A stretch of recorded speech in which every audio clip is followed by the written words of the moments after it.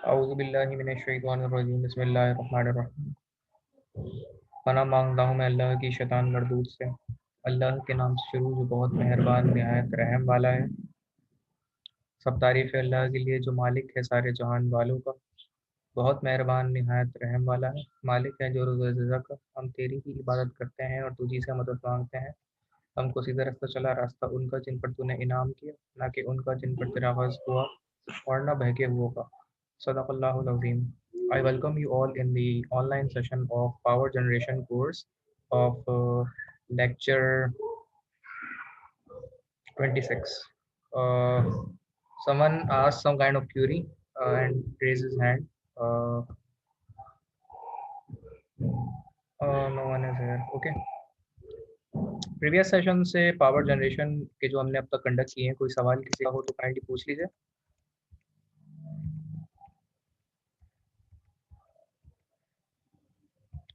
If any person have any kind of query, please feel free to ask. I will answer your questions, and then we come to the next phase of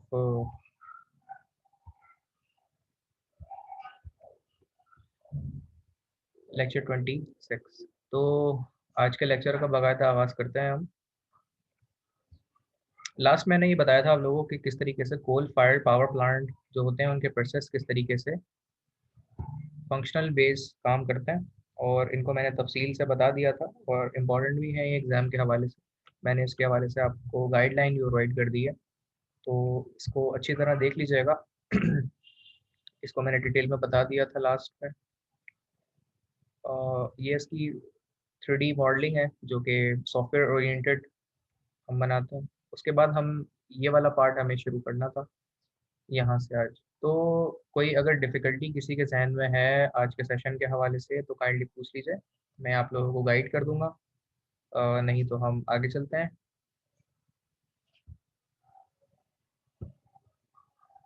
okay. सो कोई भी सवाल नहीं है किसी का? Sir continue करें sir आप आगे। ओके जी। तो ये पावर प्लांट आपको नज़र आ रहा है और इसके मुख्तलिफ़ किस्म के प्रोसेस हैं जो कि साइक्लिक प्रोसेस और कन्वेंशनल प्रोसेस हैं, जो कि वन के बाद वन कैस्केडेड और सीरीज प्रोसेस में एक दूसरे का इनपुट और आउटपुट बन के आगे फंक्शनल ब्लॉक का हिस्सा बनते हैं और पूरा जो पावर प्लांट का सिस्टम है वो उससे रन होता है। इसमें हर एक कंपोनेंट की जो यहाँ पे टैगिंग की गई है 1 से लेके 28 तक, इन सब के अपने सफिशिएंट यूजेज हैं जिनको यहाँ पे मॉडल किया गया है। नंबर 1 से स्टार्ट करते हैं इसमें, जो कि simplified coal fired power plant है आपके। हम थर्मल पावर प्लांट डिस्कस कर रहे हैं। इसमें हमने मुख्तलिफ तरह की जो दीगर कैटेगरी ऑफ पावर प्लांट है उनको भी डिटेल में डिस्कस किया है, और साथ ही साथ हम कोल फायर्ड पावर प्लांट की जो हमारी सीरीज चल रही है हम उसे देख रहे हैं। नंबर 1 है जी इसमें कूलिंग टावर। कूलिंग टावर अगर आप देखें तो ये इसका एक हिस्सा होता है। ये एक चिमनी के टाइप का होता है जिसके अंदर हमारी इनऑर्गेनिक गैसेस और जितनी भी हमारी अ, वो गैसेस होती हैं जिनको हमें एनवायरनमेंट के अंदर एक्सट्रैक्ट करना होता है, ज़ाया करना होता है या शामिल करना होता है, तो इसे ट्रीट करके विदाउट टॉक्सिक आप इसमें प्रोसेस करते हैं और उसको फाइनलाइज करते हैं। कूलिंग वाटर पंप फर्दर यहाँ प्रोवाइड किया जाता है ताकि अगर यहाँ से कोई गर्म कोई शय निकल रही है या फिर उसको ठंडा करना मकसूद है तो उसके लिए हम यहाँ पे कूलिंग वाटर पंप प्रोवाइड करते हैं ताकि वाटर को प्रेशराइज सर्कुलेशन के ज़रिए से यहाँ पे प्रोवाइड किया जा सके। नंबर 3 है जी three phase transmission line. Three phase transmission line आपके सामने है। ट्रांसमिशन लाइन का मकसद ये होता है कि वो पावर जो यहाँ से जनरेट होती है, ठीक है? वो पावर जो यहाँ से जनरेट होती है, वो आप नेशनल ग्रिड को प्रोवाइड कर सकते हैं, ठीक है? नंबर 4 है जी ट्रांसमिशन लाइन से पहले ट्रांसफार्मर लगता है और उसका आपको रीज़न पता है कि डेल्टा कनेक्टेड ट्रांसफार्मर है, और इसका मकसद ये होता है कि वो जनरेशन जो कि 11 केवी में या 22 केवी में होती है, उसे हाई वोल्टेज में ट्रांसमिट करने के लिए हम एक ट्रांसफार्मर इस्तेमाल करते हैं जो कि हमारे करंट को स्टेप डाउन और वोल्टेज को स्टेप अप करता है अप्रॉक्सीमेटली 132 केवी के अंदर, और उसके बाद अगेन वो स्टेप अप किया जाता है 132 से 220 या 500 केवी में। डायरेक्टली हम 11 केवी से 500 केवी में स्टेप अप नहीं कर सकते। अच्छा, मैं ये 500 को स्पेसिफाई क्यों कर रहा हूँ, क्योंकि नेशनल ग्रिड की जो नॉमिनल कैपेसिटी है पाकिस्तान के अंदर इलेक्ट्रिकल ट्रांसमिशन के अंदर वो मैक्सिमम 500 केवी है, और लॉन्ग ट्रांसमिशन लाइन के अंदर जो नॉमिनल लेवल के वोल्टेजेस जो डील किए जाते हैं वो 500 केवी हैं। तो डायरेक्टली जनरेशन अगर 11 केवी में होती है तो हम उसे स्टेप अप करके डायरेक्टली 500 नहीं करते, बल्कि दो स्टेजेस ग्रेजुअली उसे स्टेप अप करते हैं, जो कि 11 kV to 132 kV and then 132 kV to again step up to 500 kV. ये हमारा एक प्रोसेस है इसमें। ठीक, उस मकसद के लिए एक डेल्टा कनेक्टेड ट्रांसफार्मर हमें कनेक्ट किया जाता है, जो delta two delta step up transformer के तौर पर इस्तेमाल होता है, और नेशनल ग्रिड को ट्रांसमिशन लाइन डेल्टा कनेक्टेड वे में यहाँ से प्रोवाइड करता है। Number 4 stage step up transformer के बाद 5 के ऊपर आते हैं, जो कि इलेक्ट्रिकल जनरेटर है। इलेक्ट्रिकल जनरेटर वो पांचवा हिस्सा वो होता है जो कि इलेक्ट्रिसिटी टरबाइन के एक टरबाइन के एक common shaft of the couple हुआ होता है, जिसे हम प्राइम मूवर भी कहते हैं। जनरेटर के एंड पे जनरेटर रोटेट करता है तो उस एनर्जी में मैकेनिकल एनर्जी प्रोड्यूस होती है, और वो आपको ट्रांसफार्मर को प्रोवाइड की जाती है। लो प्रेशर स्टीम टरबाइंस, जो कि ये वाली होती है, इनमें मैंने लास्ट वीडियो अगर आप मेरे लेक्चर की देखें जो कि 25 लेक्चर था, उसमें मैंने ये बताया है कि टरबाइन की जो साइक्लिक प्रोसेस के अंदर जो ब्लेड्स लगे हुए होते हैं वो मल्टीपल होते हैं, जो 23 25 तक होते हैं मल्टीपल स्टेजेस के अंदर, और वो एक दूसरे के साथ यहाँ पे कनेक्ट होते हैं, जो कि कॉमन शाफ्ट को रोटेट करने के लिए इस्तेमाल किए जाता है। बॉयलर फीड वाटर पंप जो है वो कनेक्ट किया जाता है, जो कि नंबर 7 स्टेज पे है, वो यहाँ पे। बॉयलर फीड वाटर पंप इसलिए होता है कि मिसाल के तौर पे आपकी स्टीम जब यहाँ पे एंड होती है और वो स्टीम से अगेन जब वाटर बन जाती है, क्योंकि यहाँ पे जो स्टीम इस्तेमाल की जाती है वो सुपर हीटेड ड्राई स्टीम होती है, और वो स्टीम जब टरबाइन से गुजरती है तो उसके कुछ बुखारात बनते हैं। ठीक है, उन बुखारात को पानी के हिस्सों को, पानी के कतरे जो जमा होते हैं उनको यहाँ से मूव करवाना होता है, क्योंकि ये पानी बहुत जमा हो जाता है वरना यहाँ पे। तो उसको मूव करने के लिए हमने एक पंप यहाँ पे लगाया है जो कि नंबर 7 के ऊपर है, और ये पानी इतना होता है कि डायरेक्टली वाटर फीड किया जाता है बॉयलर को, ताकि वो पानी जो यहाँ से भाप के जरिए बना है उसको वापस बॉयलर में दिया जाए, और वो वापस भाप बन के दोबारा स्टीम इसके अंदर इन हो सके। उस मकसद के लिए हम यहाँ पे बॉयलर फीड वाटर पंप को इस्तेमाल करते हैं। ठीक है, क्योंकि वो इतना पानी होता है कि वो बाकायदा पंप किया जाता है, क्योंकि वो हमें ज़्यादा डिस्टेंस पे फ्लो करवाना होता है। सरफेस कंडेंसर यहाँ पे इस्तेमाल किया जाता है। कंडेंसर जो है वो ठंडा करने के लिए इस्तेमाल किया जाता है, जो कि वो पानी जो कि सुपर सैचुरेटेड ड्राई स्टीम के ज़रिए से बन रहा होता है, तो वो गर्म होता है, तो ठंडा करने के लिए कंडेंसर से गुजारा जाता है और पानी ठंडा होता है उसके जरिए। कंडेंसर फर्दर वो आपने देखा होगा, कंडेंसर हमारे रेफ्रिजरेटर और गाड़ियों वगैरह में भी लगा हुआ होता है, वो पानी को ठंडा करने के काम में इस्तेमाल किया जाता है। उसके बाद 9th स्टेज पे इंटरमीडिएट प्रेस स्टीम टरबाइन भी हमारी होती है 9th स्टेज में। तो ये इंटरमीडिएट प्रेस टरबाइन है जो कि साइक्लिक प्रोसेस में इसके साथ लगी हुई होती है। ठीक है, एक लो प्रेशर है और एक इंटरमीडिएट टरबाइन है। ठीक, तो ये दोनों एक दूसरे के साथ common shock to the couple at the end with generator से एज अ प्राइम मूवर के तौर पे कनेक्ट होती है। नंबर 10 पे जी स्टीम कंट्रोल वॉल्व। तो एक स्टीम कंट्रोल वॉल्व लगा हुआ होता है। अक्सर व बेशतर ये वॉल्व आपको टरबाइन के ऊपर या जनरेटर के ऊपर नजर आएगा। वो मैंने ये वॉल्व देखा है वहाँ पे, इसका बाकायदा एक नाम होता है, तो सिंपल वॉल्व नहीं कहते हैं, इसका टॉर्क टाइप का नाम होता है। और मैंने इंडस फर्मा में देखा था गैस जनरेटर के ऊपर। तो गैस के प्रेशर को मेंटेन करने के लिए हमें एक वॉल्व लगाना जरूरी होता है। Sir expansion valve. Expansion valve, हाँ शायद यही नाम होगा इसका, मुझे एग्जैक्ट याद नहीं है फराज भाई। इसके बहुत सारे किस्म है वैसे, 5-6 किस्में, वो कैपिलरी ट्यूब, एक्सपेंशन वॉल्व और बहुत सारे हैं। जी जी जी बिल्कुल। अच्छा, वो उस ट्रम एक लेते हैं टॉर्क कंट्रोल करने के लिए ये वॉल्व किया था। तो एक प्रॉपर एक ट्रम है इसकी कि एक गैस का वॉल्व होता है जिसे टॉर्क के तौर पर इस्तेमाल किया जाता है, ताकि इसका जो मूवमेंट ऑफ द टॉर्क है वो कंट्रोल की जाती है प्रेशर वॉल्व के जरिए, जो कि स्टीम यहाँ पे एंड की जाती है। ठीक है, बाकी गैस के भी होते हैं वॉल्व और बहुत सारे, जिस तरह आप बता रहे हैं उनके नाम होते हैं। अच्छा, अब तक हमने ये 10 सब सिस्टम्स डिस्कस कर लिए कोयल फायर पावर प्लांट के। तो अगर कोई यहाँ तक डिफिकल्टी किसी के जहन में है मेरे भाई के, तो काइंडली पूछ लीजिए, मैं आप लोगों के लिए रिकॉल कर दूंगा। नहीं तो हम से आगे चलेंगे। लेकिन फराज, हाफिज उसामा, रज़ा और सिराज अहमद, कोई डिफिकल्टी नहीं है तो हम आगे चलते हैं।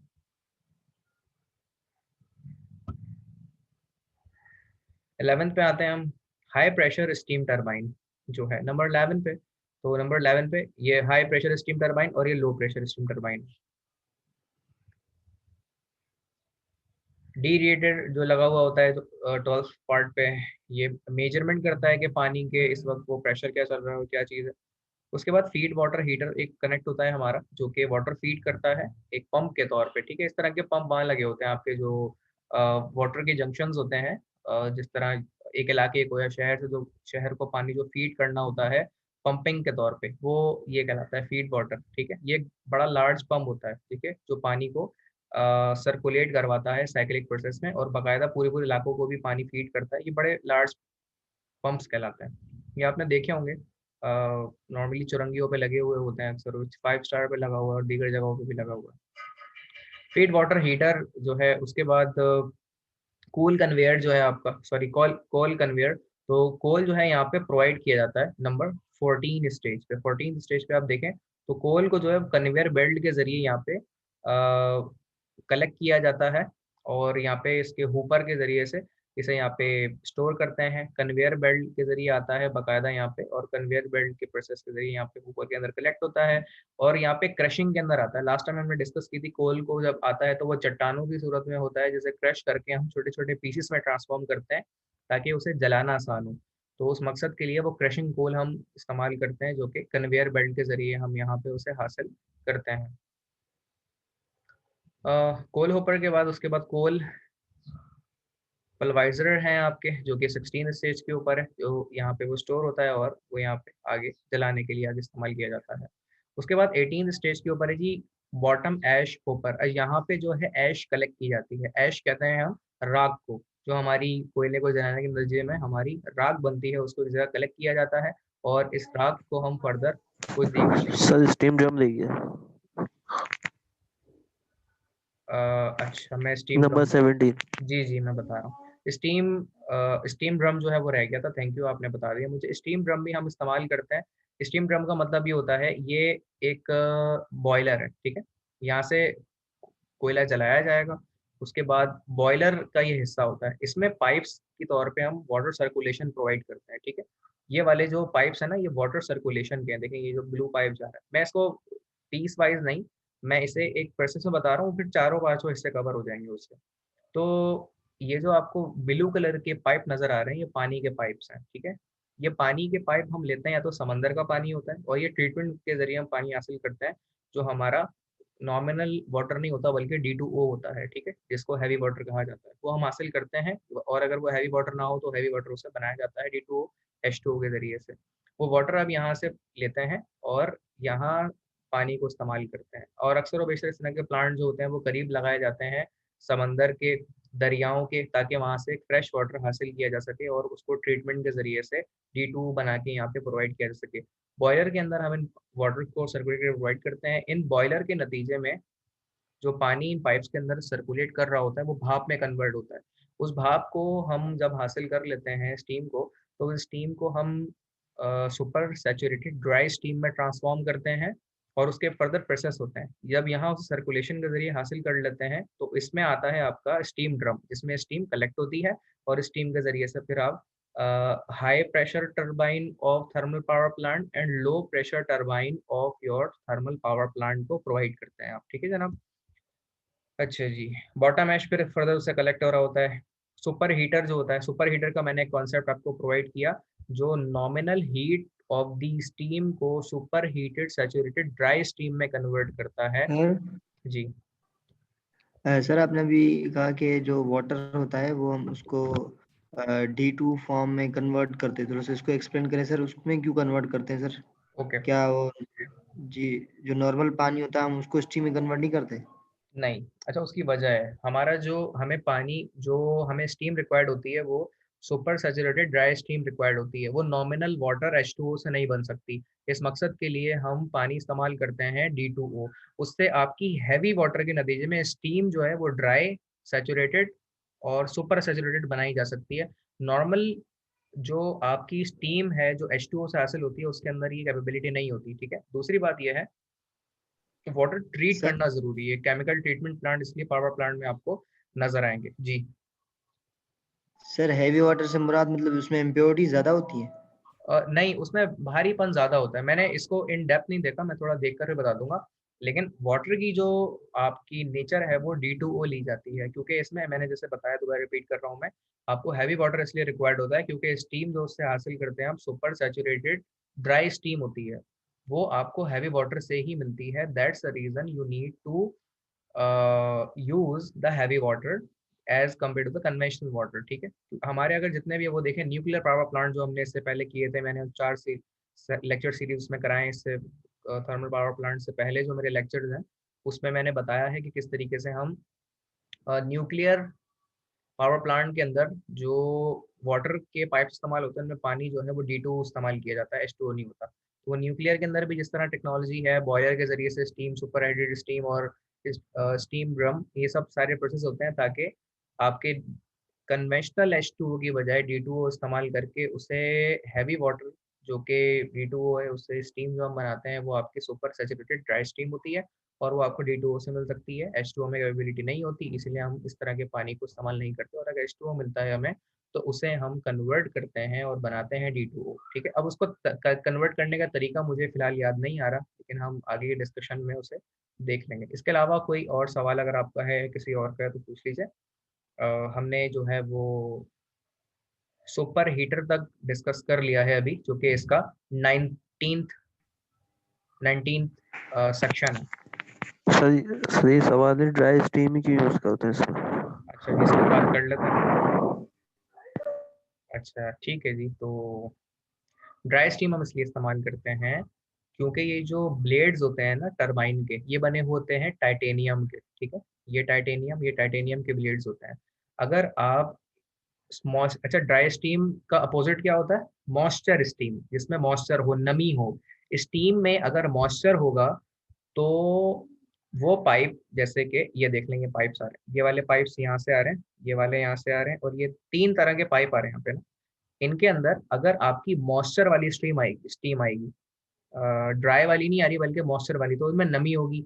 नमी का मतलब ये है कि वो जब टाइटेनियम के ब्लेड्स के ऊपर ये वाले वो पड़ते हैं स्टीम, अगर वो नमी वाली स्टीम होगी, ड्राई स्टीम नहीं होगी, तो ये सारे ब्लेड कार्बनाइज हो जाएंगे, इन पे जंग लग जाएगा। तो टाइटेनियम के ऊपर भी जंग लगता है, लेकिन वो टाइटेनियम का जो जंग होता है वो कार्बोनाइज लेवल का होता है। तो मैंने ये चीज़ देखी है इसलिए बता रहा हूँ मैं। स्टील मिल में हमारी जो टरबाइन थी, थर्मल पावर प्लांट की, टर्बो ब्लो स्टेशन और थर्मल पावर प्लांट की जो टरबाइन थी, 1 मेगावाट ऑफ ईच थी वो, या 10 मेगावाट थी। तो उनमें जो टरबाइन के ब्लेड जब उसको खोला गया था ना, तो बाकायदा बताते हैं कि 1 हफ्ता लगा सिर्फ उसके नट बोल्ट खोलने में। और सब उसका नट बोल्ट जो है बहुत बड़ा नट था, जिसको नट बोल्ट के जरिए खोला जाता था। तो उसका स्पैनर भी बहुत बड़ा था, कम से कम 5-6 लोग मिलके एक नट खोलते थे उसका, इतना बड़ा नट था। और उसको अच्छे खासा ताकत लगा के खोलनी पड़ती थी वर्कर्स के जरिए से। बहरहाल जब सारे उसको खोल देते थे नट, और उसके हम हेड को खोलते थे ना, तो कहते हैं कि पावर प्लांट की एक टर्म में कि जैसे ही आप इसको हटाते हैं तो आपको चमकते हुए टाइटेनियम के ब्लेड नजर आते हैं, बिल्कुल शाइन मारते हुए। जब स्टील मिल की टरबाइन के इस केस को खोला गया था टरबाइन के, तो अंदर से जितने ब्लेड निकले ना वो सब कार्बोनाइज हुए हुए थे, मतलब उनपे जंग लगा हुआ था, अजीब व गरीब बुरी हालत थी उनकी। तो इसीलिए आप ड्राई स्टीम को इस्तेमाल करते हैं, और ड्राई स्टीम में मॉइस्चर नहीं होता, नमी नहीं होती। तो उससे होता यह है कि टाइटेनियम के ब्लेड महफूज रहते हैं, उनमें कार्बोनाइज नहीं होते, वो जंग आलूद नहीं होते। और जंग आने के नतीजे में वो भारी होंगे, क्रोजन होगी, तो वो वहाँ से ख़त्म होते जाएंगे। जंग का तो पता होगा आपको, जंग से क्या नुकसान होता है। तो वो ख़त्म होते जाएंगे, कार्बोनाइज होते हैं और वो भारी होते हैं, और उनकी एफिशिएंसी वो नहीं रहती। इस मकसद के लिए हम ड्राई स्टीम इस्तेमाल करते हैं, और ये सुपर हीटर और ड्रायर को इस्तेमाल करते हैं ताकि हमारी स्टीम उस ड्राई हमें हासिल हो, और हमारे ब्लेड जो टरबाइन के हैं टाइटेनियम के बने हुए, वो ज़्यादा कार्बोनाइज ना हो, वरना आपके इस पूरे की पूरी टरबाइन, टरबाइन मेन चीज़ है असल में यहाँ पे। टरबाइन की लाइफ अगर खत्म होने लग गई तो पावर प्लांट आपका खत्म होने लग जाएगा। ठीक है, अब इसमें जो सबसे बेहतरीन और 1 नंबर क्वालिटी की जिम्मेदारी होती है ना, तो ये सर्कुलेशन ऑफ वाटर जो है। आपकी बात से मुझे याद है, मैं बताता हूँ मैं। अच्छा देखिए, इस तरह के सवाल पूछा करें, देखिए जैसे हाफिज साहब ने सवाल पूछा है, तो एक इससे नॉलेज में इजाफा हो रहा है ना। देखिए पावर प्लांट में कहीं लिखा हुआ नहीं है जो मैं बता रहा हूँ आपको, लेकिन ये मैंने अपने एक्सपीरियंस से बता रहा हूँ। जब मैं स्टील मिल में इंटर्नशिप के लिए गया था, तो ये सारी प्रोसेस बाकायदा मैंने देखे थे, और मैं मजीद तफसील बताता हूँ आपको। अब इसमें होता ही है कि ये जो आप पानी हासिल कर रहे होते हैं, तो मेरे ख्याल में वो जो स्टील मिल है वहाँ स्टील टाउन में, और वहाँ से पोर्ट करीब है, बिन कासिम जो है, वहाँ समंदर भी करीब है, तो वहाँ से वो पानी लेते हैं।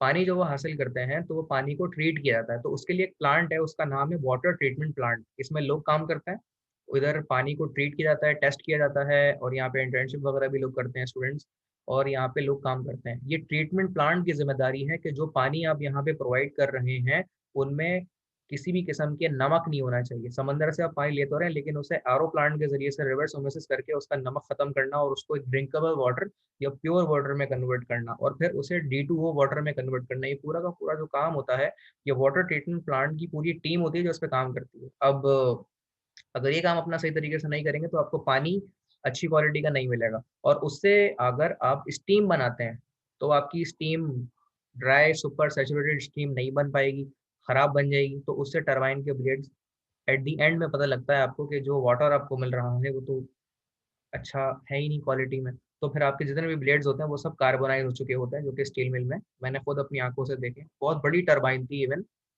और जितनी बड़ी हमारी लैब है, इतनी बड़ी अगर 2 लैब इस तरह की जाए, तो इतनी बड़ी सिर्फ वो एक टरबाइन थी। और उसके ब्लेड्स, जो हमारी टेबल एक ब्लू कलर की लगी हुई है लैब में, जितनी स्टार्टिंग टूवर्ड्स एंडिंग तक की वो टेबल है, इतने बड़े सिर्फ ब्लेड्स थे। लेंथ वाइज बता रहा हूँ मैं, सीरीज वाइज जो लगे हुए थे, ये सारे ब्लेड्स है ना जिस तरह, तो ऐसे ही ब्लेड लगे होते, अच्छे खासी टरबाइन। तो हाफिज साहब, यहाँ तक मेरे ख्याल है मैंने आपको जवाब दे दिया होगा कि हम ड्राई स्टीम क्यों इस्तेमाल करते हैं, और इसके जितने भी स्टोरीज से बिहाइंड द सीन थी, और केमिकल ट्रीटमेंट प्लांट से लेके लेके यहाँ तक हमने सब डिस्कस कर लिए। मजीद कोई सवाल है तो पूछ लें, किसी और का कोई सवाल है तो पूछ लें। सर इसमें जो हम कॉल ये यूज कर रहे हैं सर, ये ज्यादातर को एक सिंपल कॉल होती है, जैसे जी ये जो कॉल इस्तेमाल होती होगी ये थोड़ी चेंज होती होगी उससे सर, मेरे ख्याल से। हाँ, मैं दिखा देता हूँ, मुझे याद नहीं है ये ना, मैं दिखा देता हूँ आपको। अ, ये जो कोल होता है वो सिंपल कोल नहीं होता, वो चट्टान या पत्थर का कोयला होता है, जो हम जैसे हमें थर से जो हासिल होता है ना, तो वो मैं दिखाता हूँ आपको भी।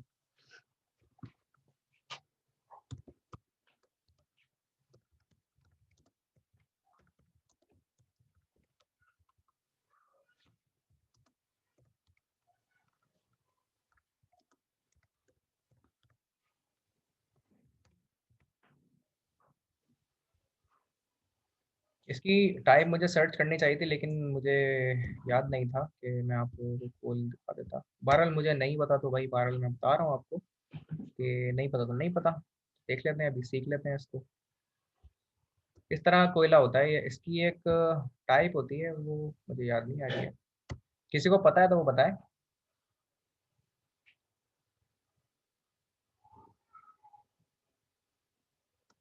जैसे ये स्प्लिट अप कोल है, four features of coal, non coking coal. ये आम लकड़ी का कोयला नहीं होता, ये चट्टान का कोयला होता है, और ये एक्सपेंसिव भी है, क्योंकि रेयर कंडीशन है, ये बहुत कम जगहों पर अवेलेबल है। जैसे थर में है, हमारे बलूचिस्तान के कुछ इलाकों में अवेलेबल है, हर जगह अवेलेबल नहीं है। हम थर का कोयला इस्तेमाल कर सकते हैं या नहीं? Anyone can no? सर इस्तेमाल कर सर सकते हैं सर। नहीं कर सकते सर। सर नहीं कर सकते सर, क्योंकि इसको ड्राई करना पड़ेगा, जी जनाब, ये वजह है उसकी। उसमें मॉइस्चर है ना सर, इस वजह से। जी, सर लेकिन उसके फायदे भी हैं सर, अच्छा उससे से बहुत चीजें मिल सकती है हमें सर। अच्छा अच्छा। अब असल में हम थर के कोयले को, ये इसका नाम है जी, एंथ्रासाइड है, बायोमेटेस कोल है, सब बायोमेटेस कोल है, लिग्नाइट नाम है इसका, और इसकी ड्राई कार्बन कंटेंट व परसेंटेज में भी लिखा हुआ है, कोल टाइप, ये सब चीज़ें मेंशन है इसमें। तो ये वाले कोयले इस्तेमाल होते हैं, और मैं इसकी डिटेल लिंक वाइज भी दिखा देता हूँ।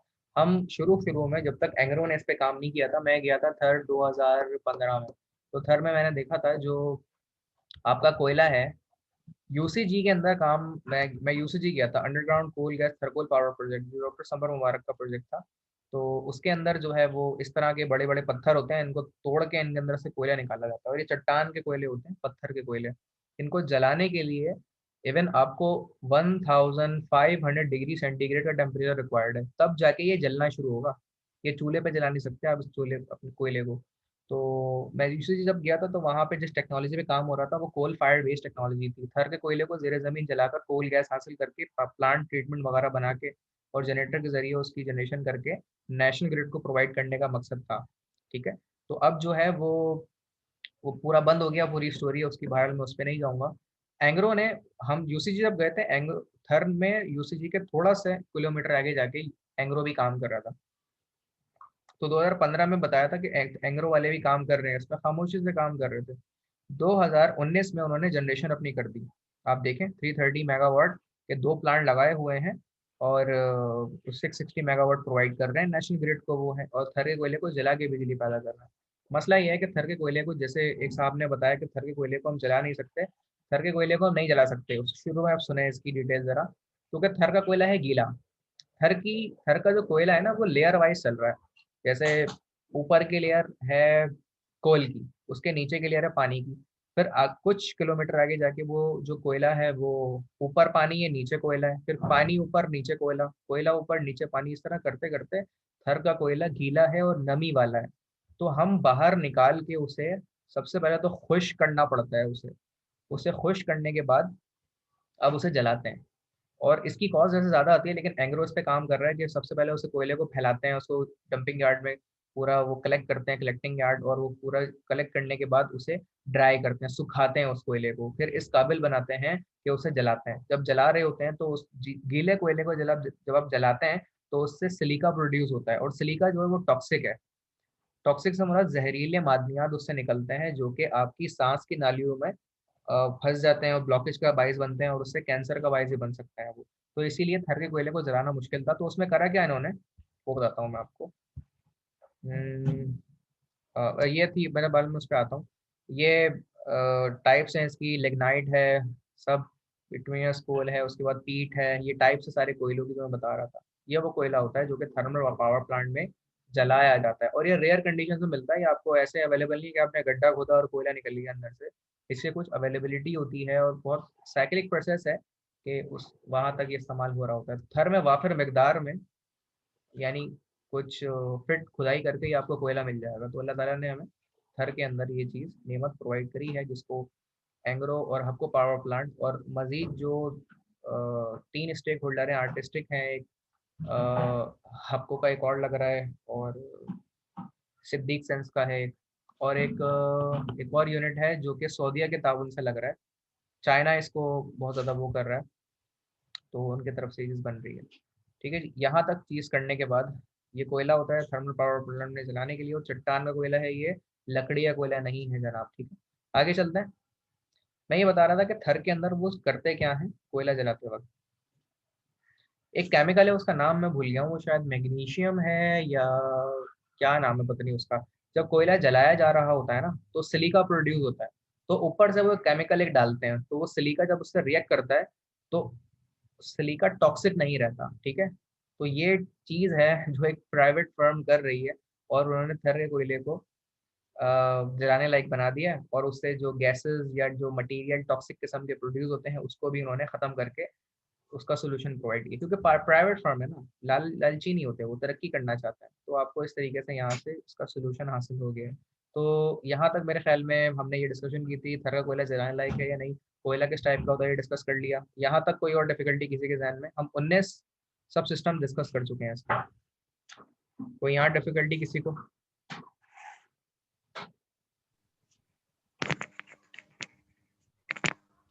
कोई सवाल किसी के नहीं सर, जहन में है कंटिन्यू। तो? कोई सवाल नहीं है, कंटिन्यू करते हैं हम। ओके, 19 के बाद 20 पे आते हैं। 20 के जो स्टेज है वो यहाँ पे फैन लगा हुआ होता है, जो कि अगर यहाँ पे मिसाल के तौर पे कोई हीट हो या दीगर कोई मसला हो तो उसको यहाँ पे एग्जॉस्ट करने के लिए या फैन ठंडा करने के लिए उसकी राख को यहाँ पे एक फैन लगाया जाता है। तो राख यानी कि ऐश जमा होती है, और ऐश को फिर बाकायदा एक पूरा डंपिंग यार्ड है जहाँ पे ऐश जमा हो रही होती है, और उस राख को फिर फर्दर प्रोसेसेस के लिए इस्तेमाल किया जाता है, उससे दीगर किस्म के बाय प्रोडक्ट्स बनाए जाते हैं। ठीक है, अब इसके बाय प्रोडक्ट्स जो हैं वो शू पॉलिशेस वगैरह या दीगर चीज़ें जो हैं वो उसके बाय प्रोडक्ट इस्तेमाल होते हैं। ग्रीस, आपके जो ऑयल्स होते हैं और दीगर चीज़ें, वो उसमें ये इस्तेमाल होती है जो ऐश होती है आपकी ना, क्योंकि बड़ी मकदार में ऐश बन रही होती है उससे।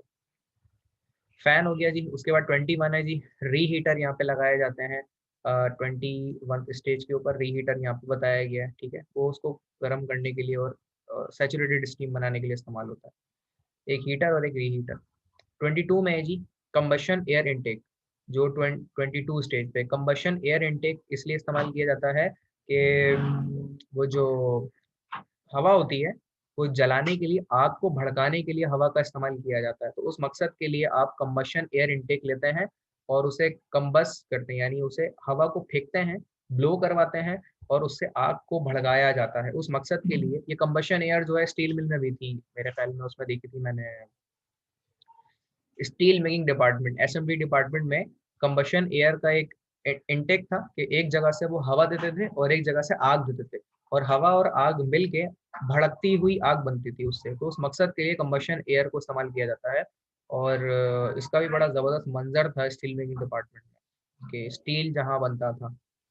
23rd जो पार्ट है उसमें है जी इकोनोमाइजर। आपका इकोनोमाइजर जो है इस लेवल पे, जहाँ वो स्टेज होता है जहाँ पे पानी भाप बनने के लिए तैयार किया जाता है।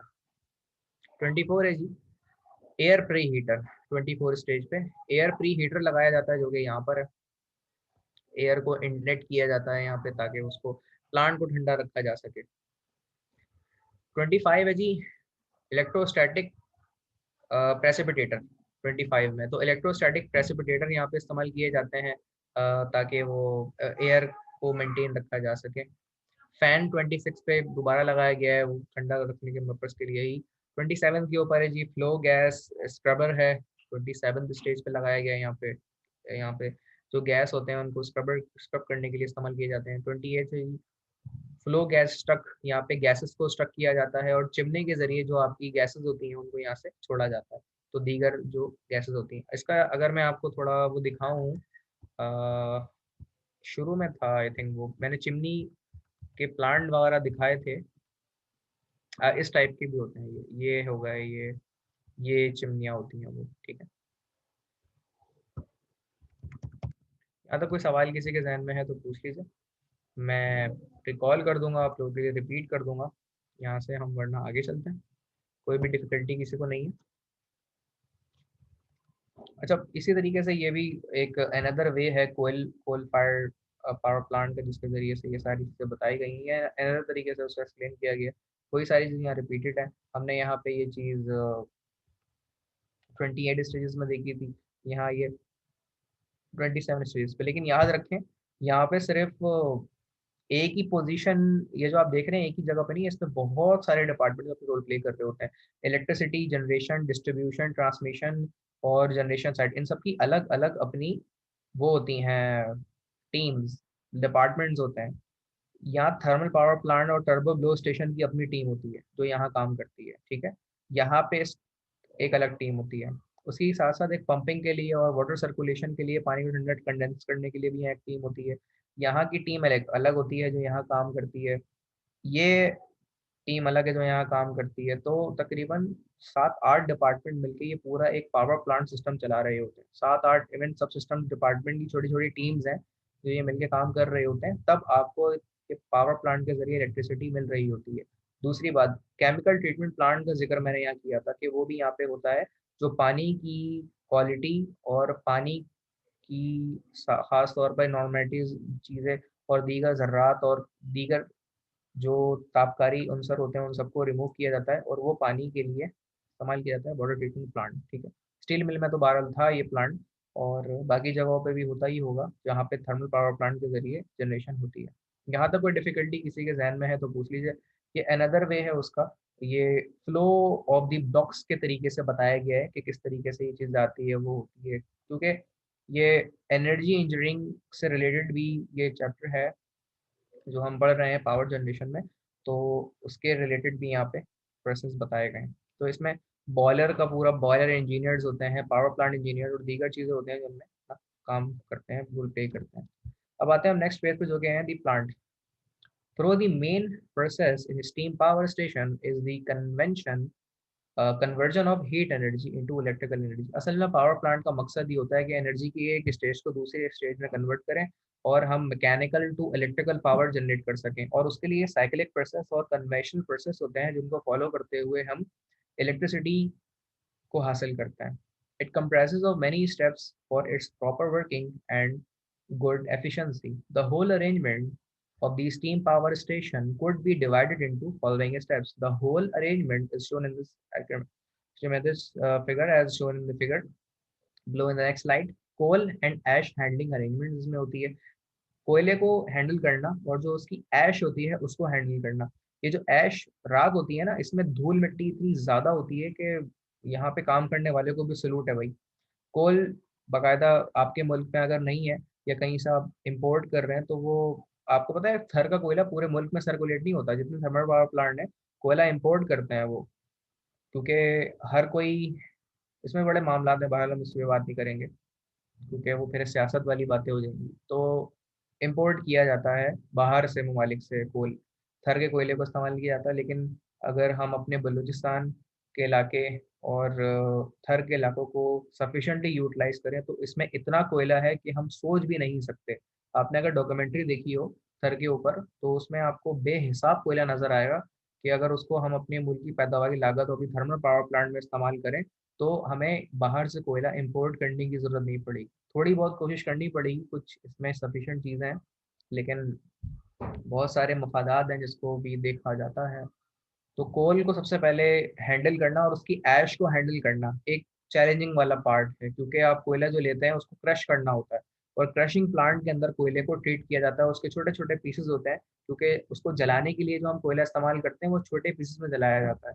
हम बड़े बड़े पत्थर नहीं लेते हैं कि डायरेक्टली जलाने के लिए इस्तेमाल कर लें, क्योंकि जितना बड़ा लिग्नाइट या दीगर कोयला होगा वो जलने में उतना टाइम लेगा और जितना छोटे पीस में होगा वो जलने में अपना ज़्यादा रेजिस्ट नहीं करेगा. तो कोल्ड को हैंडल करना और उसकी ऐश को हैंडल करना ये एक चैलेंजिंग वाला पार्ट है. स्टीम जनरेटिंग प्लांट इसमें होता है, स्टीम को जनरेट करना और उसे सुपर सैचुरेटेड ड्राई स्टीम बनाना, ये भी एक चैलेंजिंग इसका रोल है जो कि यहाँ पे इस्तेमाल होता है. स्टीम टरबाइन, ठीक है, थर्मल पावर प्लांट और टर्बो ब्लो स्टेशन के अंदर ये इस्तेमाल होती है. अच्छा, ये पूरे पूरे वो हैं जो मैं बता रहा हूँ आपको, क्या कहते हैं उसको, डिपार्टमेंट्स जो इसको डील कर रहे होते हैं. ठीक है, ये पूरा एक सेल्फ एक डिपार्टमेंट होता है थर्मल पावर प्लांट.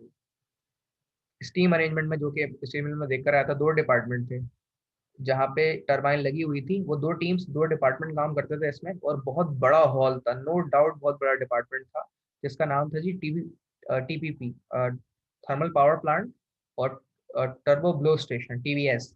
ये दो डिपार्टमेंट थे बहुत बड़े बड़े जो ये हैंडल करते थे, ये और ये.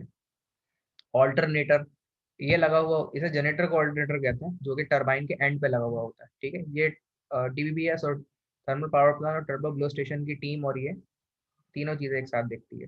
Feed water, chemical treatment water plant जो आपका होता है, वाटर को फीड करना, वाटर को ट्रीट करना, वाटर को प्योरीफाई करना, हैवी वाटर में कन्वर्ट करना, फिर उससे स्टीम और दीगर चीजें साइक्लिक प्रोसेस में करना. और दूसरी बात, स्टीम जब आपको मिलती है उस स्टीम को प्रेशराइज स्टीम रखना जरूरी है. अब मिसाल के तौर पे आपको अगर उसका प्रेशर मेंटेन नहीं रखेंगे तो वो प्रॉपर तरीके से रोटेट नहीं कर सकेगी. उसके बाद जो है कंट्रोल अरेंजमेंट, कंट्रोलिंग अरेंजमेंट है कि इन चीज़ों को कंट्रोल करने, जैसे मैंने बताया कि फ्रीक्वेंसी कंट्रोल करना, प्रेशर को कंट्रोल करना, स्टीम को कंट्रोल करना और दीगर चीज़ें. तो इसको समझ लें, रीड आउट करें. अजान के लिए हम 1 मिनट रुक जाते हैं, फिर कंटिन्यू करें.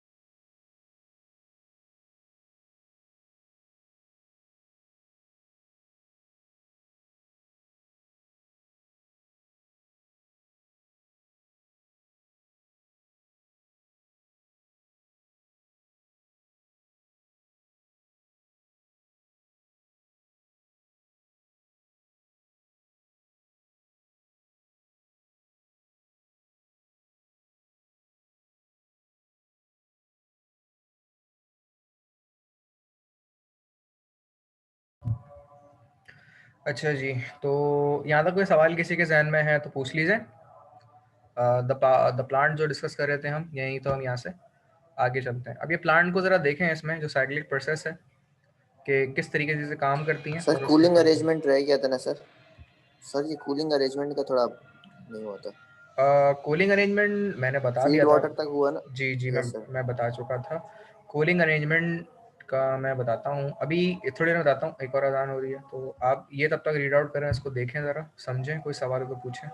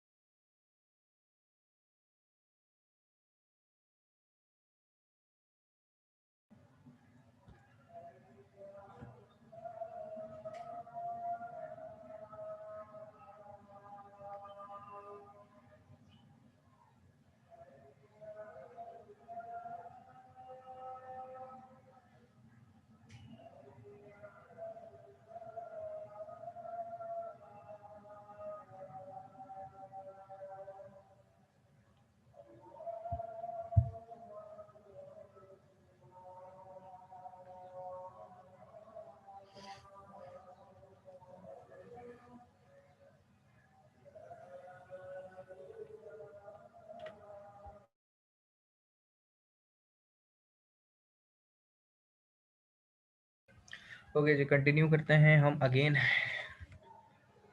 जैसे कि कुछ हमारे दोस्त बता रहे थे कि कूलिंग अरेंजमेंट रह गई है। फीड वाटर के बाद कूलिंग अरेंजमेंट की मैंने बात ये की थी कि हम जो कंडेंसर इस्तेमाल करते हैं और जो थर्मल पावर प्लांट में जो बॉयलर होता है जहाँ पे पानी को ठंडा रखा, पानी को स्टीम में कन्वर्ट किया जा रहा होता है, वाटर टू स्टीम, तो वहाँ पर भी हमें कूलिंग अरेंजमेंट्स रखनी पड़ती है ताकि प्लांट हमारा नॉर्मलाइज टेम्परेचर और एम्बिएंट टेम्परेचर पे काम करे। उस मकसद के लिए हम कूलिंग अरेंजमेंट्स करते हैं। ये चीज़ मैं आगे भी बताता हूँ, जो कि यहाँ पे भी है।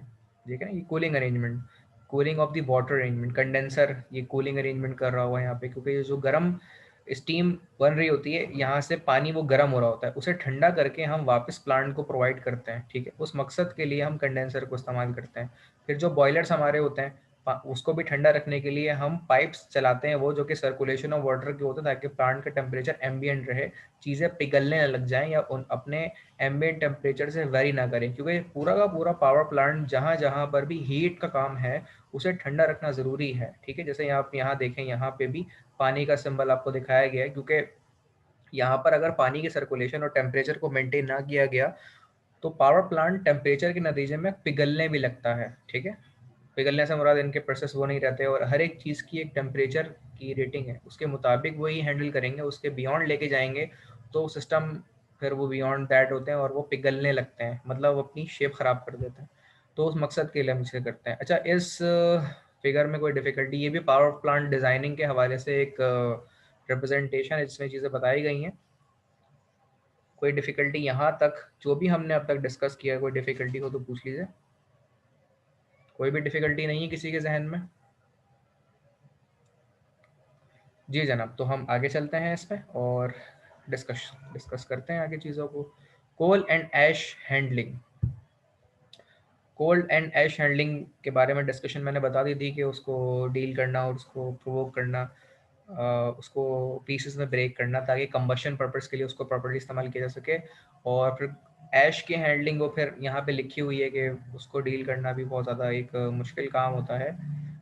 The coal is transported from different places to the station by means of rails or road. Rail के ज़रिए ट्रांसपोर्ट किया जाता है, जो जैसे हम अगर स्टील मिल की बात करें तो वहाँ पे भी कोयला आता था जनरेशन पर्पस के लिए, और कोयला जो हमें कलेक्ट होता था फिर वहाँ रेल सिस्टम था पूरा एक ना, तो उसमें रेल में वो पूरा फिल किया जाता था और उसके ज़रिए सर्कुलेट करके thermal power plant, steel milling department और दीगर डिपार्टमेंट में कोयला पहुँचाया जाता था, जो हम बिन कासिम पोर्ट पे कोल रिसीव करते थे। बाकायदा एक पूरा जहाज़ आता था, कहते थे वो इंग्लैंड से जहाज़ आ रहा है या दीगर इलाकों से, लेकिन मुझे याद नहीं है कि वो हम कहाँ से कोयला इंपोर्ट करते थे।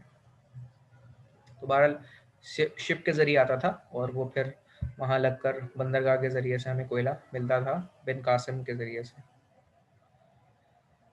The rails and roads and to store in the coal storage plant. तो coal storage plant में store होता था, it is to use as a preserve at the time of scarcity from the coal storage plant. It is transferred to coal handling plant for pulverization. Pulverization is the process by which large pumps of coal are broke into small pieces. अब इसकी वजह मैंने बताई थी कि हम बड़े कोयले को जलाएं ये हमारे लिए मुश्किल काम होगा, क्योंकि बड़ा कोयला जलने में बहुत टाइम लगेगा, जबकि छोटे पीसेस में जो कोयले को क्रश किया जाता है तो इसलिए प्रिपरेशन की जाती है ताकि कोयले को छोटे छोटे पीस में रखा जा सके, ताकि उसको प्रॉपर तरीके से और बहुत ज़्यादा हीट ना देनी पड़े, वो जल्दी जल जाए और उस मकसद के लिए उसे इस्तेमाल किया जा सके। Preparation is done due to the increase of surface of area coal and thereby the helping to easy combustion, उसको जलाना आसान हो, of the coal with a small intake of air. और अच्छा, intake of air means air blow की करवाई जाती है कोयला जलाने के लिए, और उसको आग को भड़काने के लिए एयर इनटेक की जाती है, जिसे कहते हैं air blower. The pulverized coal is fed to the boiler by means of conveyor belt. The coal is burned in the boiler and the ash so produced by burning is removed to the ash handling system and finally to the ash storage area for its disposal. This process is necessary since ash in the boiler furnace does it promote proper combustion, तो combustion करने के लिए हम इसे इस्तेमाल करते थे। प्रिपराइजेशन का फिर पूरा प्रोसेस बताया गया है कि हम किस तरीके से बॉल और ट्यूब्स मिल के अंदर उसे डालते हैं और उसको ट्रांसफॉर्म करते हैं, रिंग एंड बॉल के अंदर किस तरह उसका शेप बनाते हैं कोल का और उसको इस्तेमाल किया जाता है, और कोल फायर करने के लिए किस तरीके से उसको इस्तेमाल किया जाता है, स्टोर किया जाता है कन्वेयर बेल्ट के ज़रिए, उसको पूरा प्रोसेस यहाँ पे बताया गया उसके हवाले से। ऐश हैंडलिंग सिस्टम जो आपका होता है फिर उसको डिस्क्राइब किया गया। हम इसमें इतना टाइम लगाएंगे क्योंकि ये इतना ज़्यादा कोई इंपॉर्टेंट नहीं है और एक नॉर्मल सी बात है। इलेक्ट्रोस्टैटिक प्रेसिपिटेटर की बात करें हम तो इनका मकसद क्या होता है, to removal of dirt from the flow gases in steam plant. तो वो गैसेस जो कि नामियाती मुरक्कबात के नतीजे में बनती है और हमें एनवायरनमेंट में उसे करना पड़ता है या स्टीम के अंदर ना आ जाए, तो उनको रिमूव करने के लिए इलेक्ट्रोस्टैटिक प्रेसिपिटेटर का इस्तेमाल किया जाता है। प्रेसिपिटेट्स कहते हैं ज़र्रात को रिमूव करने के इस अमल को इलेक्ट्रोस्टैटिक प्रेसिपिटेटर कहा जाता है, ताकि वो स्टीम के अंदर शामिल ना हो जाए, क्योंकि ये ज़र्रात अगर स्टीम में शामिल हो गए, चाहे आपके कोयले आपने कोयला जलाया उसे ज़र्रात बने, अब ज़र्रात पता चला आपकी स्टीम में भी शामिल हो गए, कहीं ना कहीं साइक्लिक प्रोसेस लीक होके, तो वो कार्बनाइज का बाइस बनेंगे और आपके टरबाइन को के ब्लेड को ख़राब करेंगे और आपके साइक्लिक प्रोसेस को आहिस्ता आहिस्ता स्लो पॉइजन के तौर पर डैमेज करना शुरू कर देंगे। दैट इज़ द रीज़न कि वो जो डर्ट पार्टिकल हैं उनको flow of gases of stem plant से रिमूव करा जाता है ताकि वो आगे आपके सिस्टम को नुकसान का बाइस ना बने।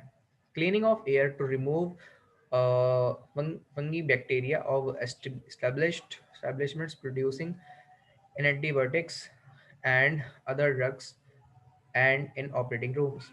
Cleaning of air in ventilation and air conditioning system, removal of oil mist in machine shops and acid mist in chemical process plants. Cleaning of blast furnace gases. Blast furnace कहते हैं आपका जहाँ पे आपके कोयले को जलाया जाता है, वहाँ पे भी जो गैसेस होती हैं उनको क्लीन करना ज़रूरी होता है।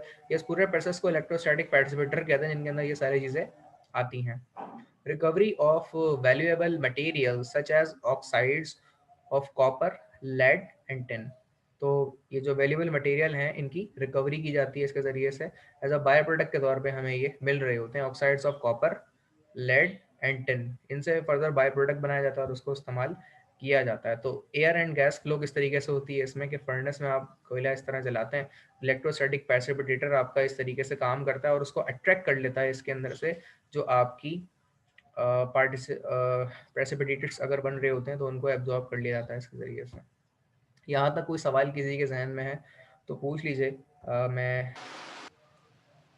जी सर ये पूछना था सेकंड वाले इसमें जो फंजाई एंड बैक्टीरिया जो सेकंड ऑप्शन था, जी जी तो इसकी पिछली वाली स्लाइड में फंजाई एंड बैक्टीरिया जो एयर फंजाई एंड बैक्टीरिया देखें, जी जी रिमूव फंजाई एंड बैक्टीरिया ये।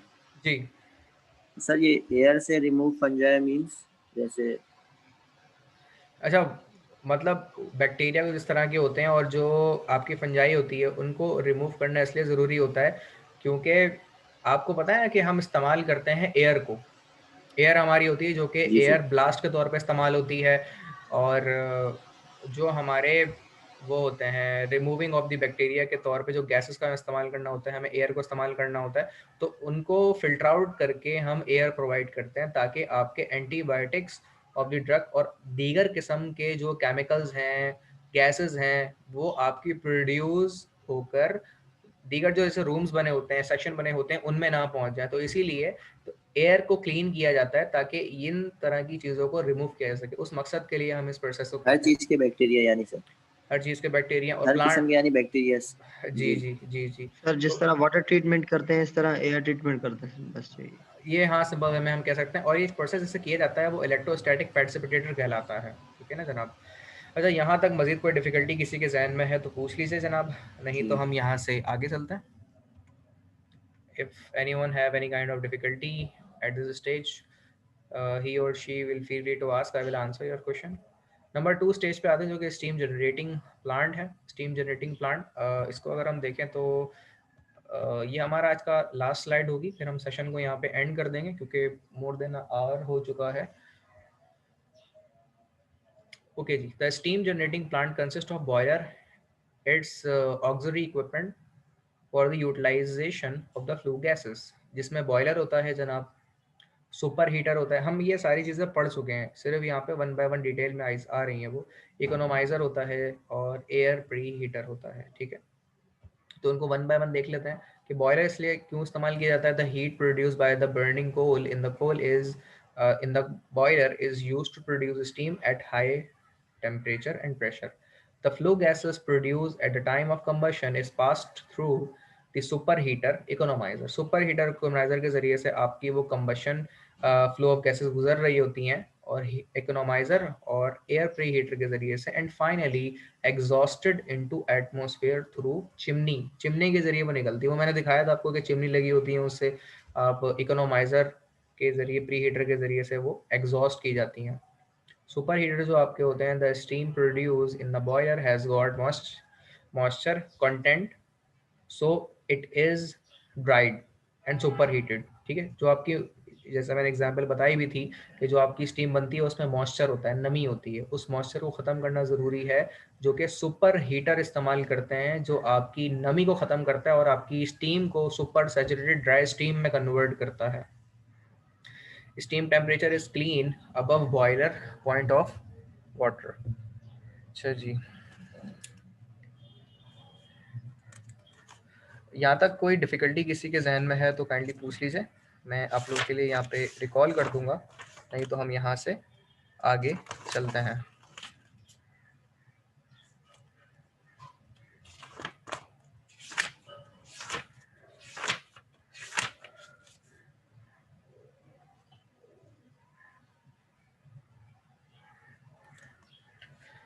Okay,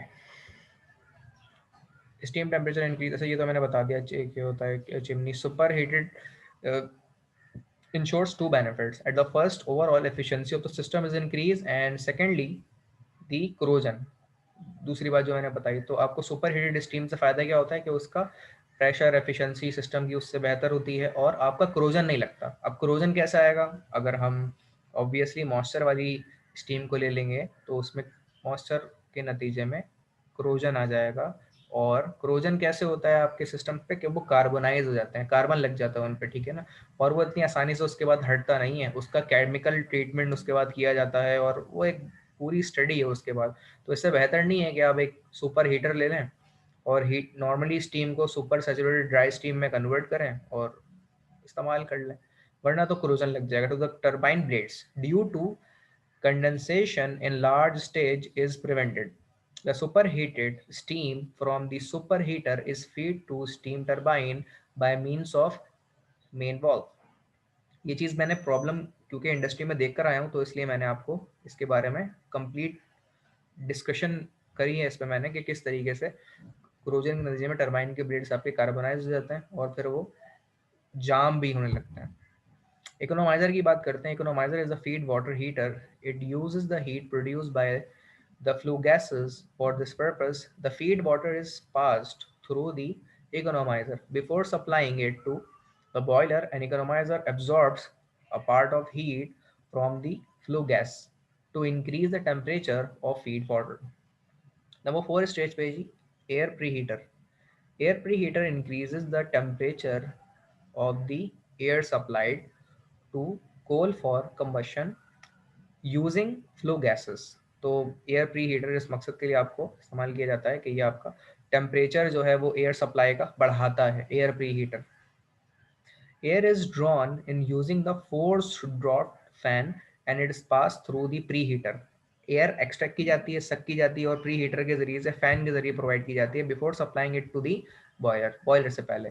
this process increase the thermal efficiency and steam capacity पर square meter of the square of the surface. ऐसे इंक्रीजिंग क्या हो जाती है प्री हीटर को इस्तेमाल करने से कि आप जो ब्लो ऑफ हीट को प्रोवाइड करते हैं उसके नतीजे से जो आग आपकी होती है उसको भड़काया जाता है by the providing air pre heater के जरिए से। तो उस मकसद के लिए ये चीज़ इस्तेमाल की जाती है। ये पूरा का पूरा स्कीमेटिक स्टीम जनरेटर यहाँ पे बताया गया है किस तरीके से आप एयर इनलेट करते हैं और जो आग आपने कोल की वजह से लगाई हुई होती है तो फोर्स ड्रॉप जिसको एफडी फैन कहते हैं उसके जरिए से एयर यहाँ पे इनलेट की जाती है और आग आपकी इसके नतीजे में और तेज भड़कती है। फर्दर आपके एवापोरेटर होते हैं जो यहाँ लगे होते हैं और इसके नतीजे में यहाँ पे पानी के पाइप्स भी लग रहे होते हैं। ये ड्रम के अंदर जो है स्टीम वो ड्रम होता है, वो पूछा भी था हाफिज साहब ने कि स्टीम ड्रम क्या काम करता है। तो स्टीम ड्रम में आपकी स्टीम कलेक्ट हो रही होती थी और सुपर हीटर यहाँ पे लगा हुआ होता है जो कि आपकी स्टीम को ड्राई सुपर सैचुरेटेड स्टीम में कन्वर्ट करता है। वाटर यहाँ से फीड किया जा रहा होता है, इनके अंदर पानी चल रहा होता है, ठीक है, और हाफ यहाँ कलेक्ट हो रही होती है और एट द एंड में जब पानी यहाँ से आ रहा होता है, पानी यहाँ से आ रहा होता है तो वो इस हीट के नतीजे में यहाँ पे जितना पानी आ रहा होता है वो भाप में बनता है, इसीलिए इसे ड्रम कहते हैं क्योंकि स्टीम ड्रम, स्टीम कलेक्ट होती है, स्टीम यहाँ से इस पाइप के जरिए से बनती है और स्टीम जब यहाँ से गुजरती है सुपर हीटेड हीटर के अंदर से तो इस नॉर्मल स्टीम को सुपर सैचुरेटेड ड्राई स्टीम में कन्वर्ट किया जाता है और देन वो यहाँ से फ्लो करवा कर निकाला जाता है जो कि स्टीम टू द टरबाइन को प्रोवाइड किया जाता है। और टरबाइन को फिर दो तरह से जाती है, एक आपकी हाई प्रेशर टरबाइन और एक आपकी लो प्रेशर टरबाइन। ये हम starting of this lecture discuss कर चुके हैं। साथ ही साथ यहाँ पे इकोनोमाइजर प्रोवाइड किया जाता है जो एज अ ब्लोअर के तौर पे आग को भड़काता है और ये फ्लो करवाता है। उसके साथ ही साथ यहाँ पे इंड्यूस्ड ऑफ आईडी होता है फैन जो यहाँ पे गैसेस को यहाँ से चिमनी के जरिए निकालना होता है। क्योंकि जब यहाँ पे एक चीज़ ध्यान में रखें, आप यहाँ पे कोल फायर जब कर रहे होंगे तो उसके नतीजे में आपकी वो प्रोड्यूस हो रही होगी, यहाँ पे कार्बन डाइऑक्साइड प्रोड्यूस हो रही होगी, नामियाती मुरक्कबात की गैसेस प्रोड्यूस हो रही होंगी और यहाँ पे बहुत ज़्यादा टॉक्सिक किस्म के केमिकल प्रोड्यूस हो रहे होंगे।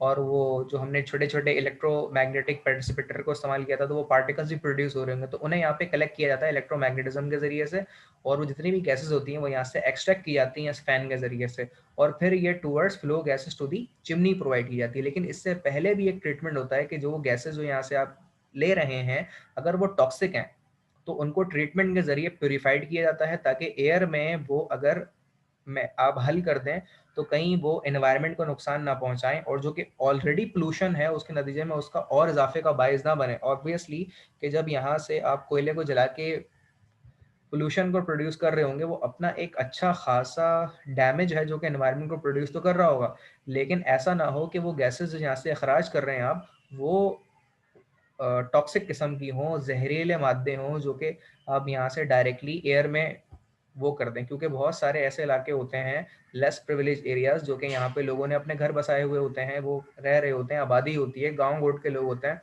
तो आप उनकी सेहत ख़राब कर रहे होते हैं, क्योंकि करीब करीब कोई तो आबादी होती है ना वहाँ पे, तो वो जो इधर उधर के लोग होते हैं उनको तरह तरह की बीमारियाँ होती हैं, क्योंकि वो नियर टू द पोल्यूशन अपनी ज़िंदगी गुजार रहे होते हैं।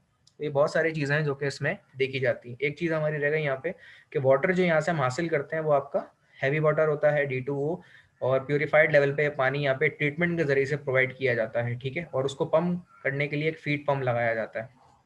यहाँ तक हमने स्कीमेटिक स्टीम जनरेटर के हवाले से थर्मल पावर प्लांट को भी डिस्कस कर लिया है आज। यहाँ तक कोई भी डिफ़िकल्टी किसी के जहन में है तो काइंडली पूछ लीजिए, मैं आप लोगों के लिए उसे रिकॉल कर दूंगा, रिपीट कर दूंगा। नहीं तो आज सेशन को फिर यहाँ पे हम एंड करेंगे। तो कोई सवाल किसी के जहन में है तो काइंडली पूछ लीजिए।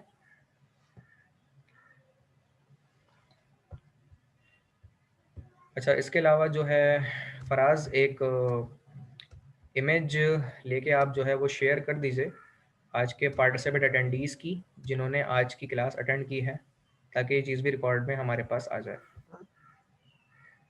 Okay sir. कोई सवाल यहाँ तक किसी के जहन में है तो पूछ लीजिए, वरना आज की क्लास को सेशन को हम यहाँ पे एंड करते हैं।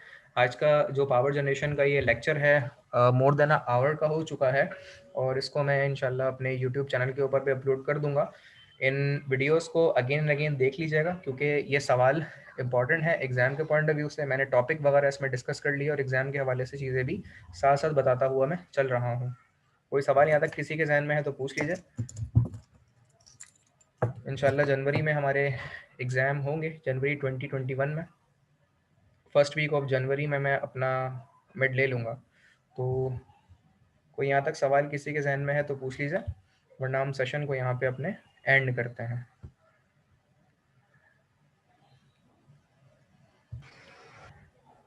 आज तो भाई आज़म भाई भी आए हैं। वेलकम आज़म भाई, बहुत बहुत वेलकम आपको। सर मेरी रजिस्ट्रेशन आज हुई है, आपको मैंने बताया था परसों ये रजिस्ट्रेशन। जी जी, रजिस्ट्रेशन आज हुई है, लेकिन आप क्लासेस ले सकते थे परसों सर पहले। सर आज ग्रुप में नहीं ऐड था ना, मैंने कांटेक्ट किया था। आप मुझसे कांटेक्ट कर लेते। वैसे सर हैप्पी बर्थडे आजम भाई। Thank you, happy Faraz birthday भाई। टू यू आज़म भाई, आपको बहुत बहुत हैप्पी बर्थडे। एक पिज्ज़ा की अच्छी सी तस्वीर लेके आप ग्रुप पे शेयर कर दीजिएगा, हम लोग थोड़ा थोड़ा चख लेंगे उसमें से। केक सर सर तस्वीर तो कल कट गया केक वजह सर सुबह। नहीं सर यार, हमें अलग से केक खिलाएंगे सर ये। अच्छा अच्छा, चलें यार, अगर ऐसा हो तो इंशाल्लाह, क्यों नहीं फराज भाई। मतलब मैं भी, कोई मसला नहीं है ऐसा, ठीक है ना। आज़म भाई से तो हमारी वैसी पुरानी दोस्ती है। अच्छा सर, वो मेरी जी। अटेंडेंस की शीट में सर नाम आ रहा है वैसे?